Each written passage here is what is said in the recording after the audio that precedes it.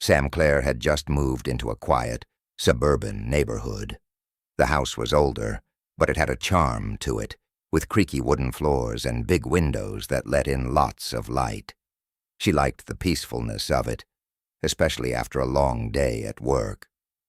One night, as she was getting ready for bed, she noticed something strange.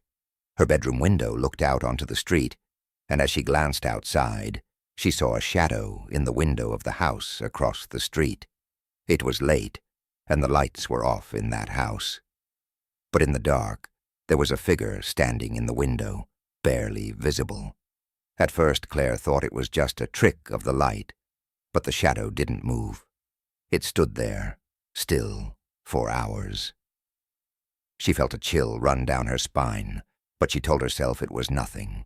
Maybe someone had left the light on inside, casting strange shadows. The next few nights, the shadow appeared again. It was always in the same spot, at the same time. It never moved, and it always felt like it was watching her. Claire's anxiety grew, and she started keeping her curtains closed at night, hoping the shadow would stop. One evening, Claire saw a "for sale" sign in front of the house across the street. She asked her neighbor about it, and was told that the house had been empty for years. The previous owner had disappeared without a trace, and no one had lived there since. That night, Claire could no longer ignore the fear that had been creeping in.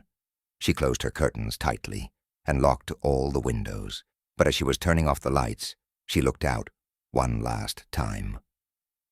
To her horror, the shadow was still there, standing in the window, but this time it wasn't still. The figure was slowly moving closer to the glass.